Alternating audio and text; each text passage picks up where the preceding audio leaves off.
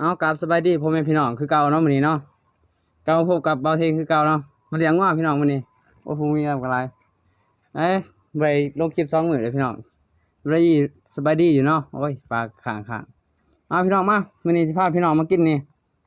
ไข่ลังงัวพี่น้องปรุงกินตามกะไรโอ้ห่อนนี่พอห่อนพี่น้องเอ้ยมาเอาเลยกันเลยเดี๋ยวนี้กับข้าวเหนียวไรข้าวพี่น้องซื้อข้าวมากินมื้อนี้มาเลยพี่น้องเจ้าเพียพี่น้องแซ่บอืมอืมผมมีตำอะไรอืม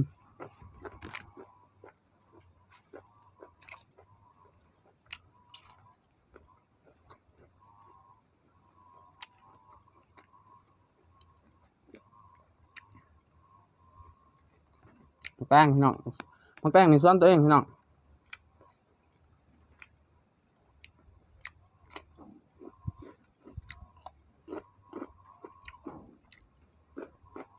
ผมตำร้ายให้ส่วน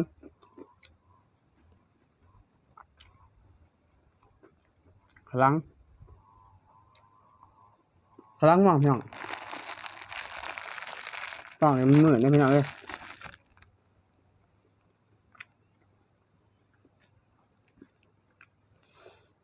คำบักง่ายเลย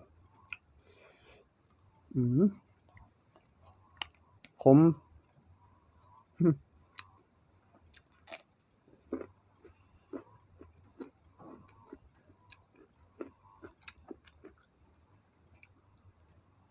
เดี๋ยว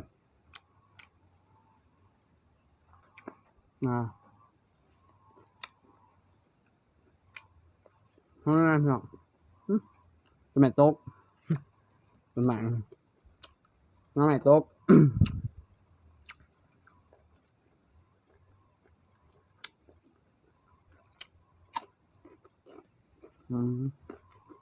มันตำกันแล้ว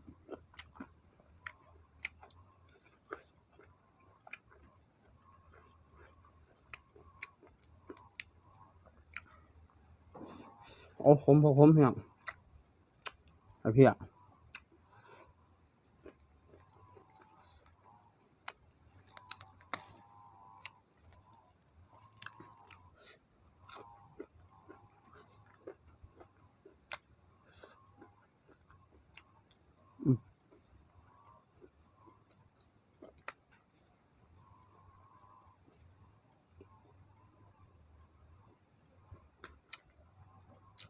ฮ้อนพี่น้องฮ้อน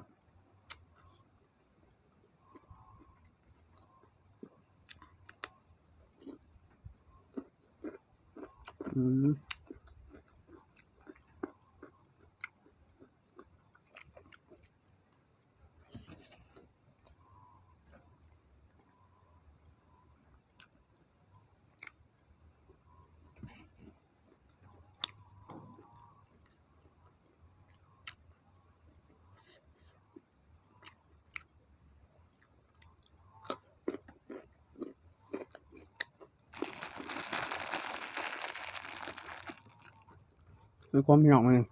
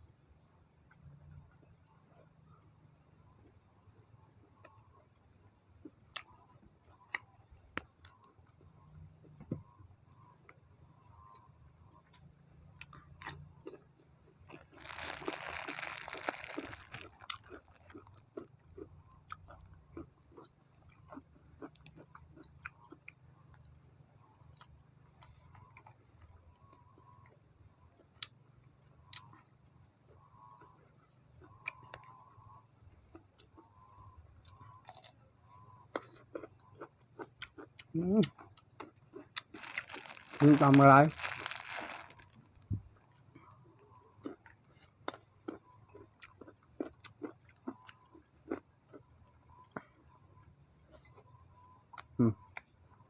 กินพลังหัวพี่น้องมา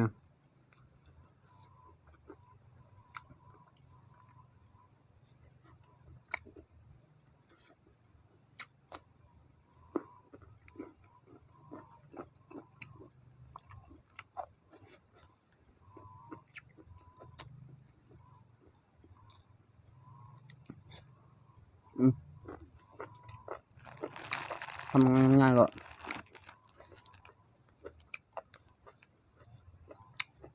กล่องอยากเหมือนนิดนึงพี่น้องเอ้ย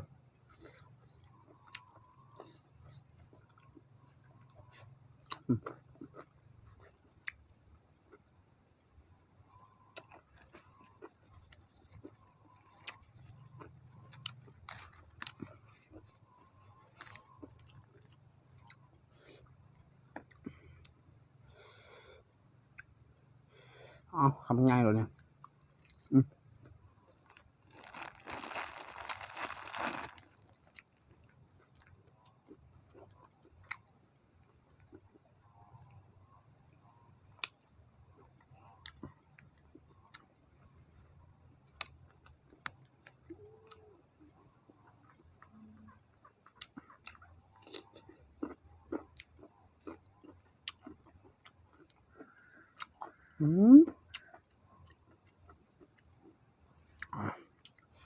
ผมตามกันไล่พี่น้องเลย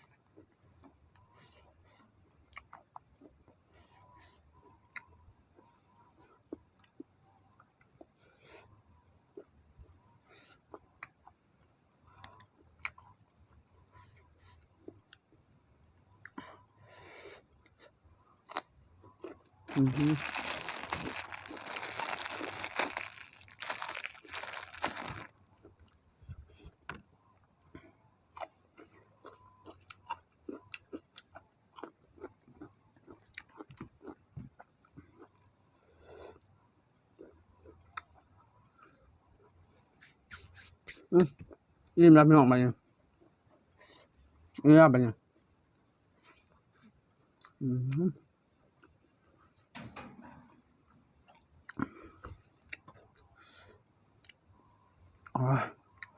ทั้งเพชรทั้งคมพี่น้อง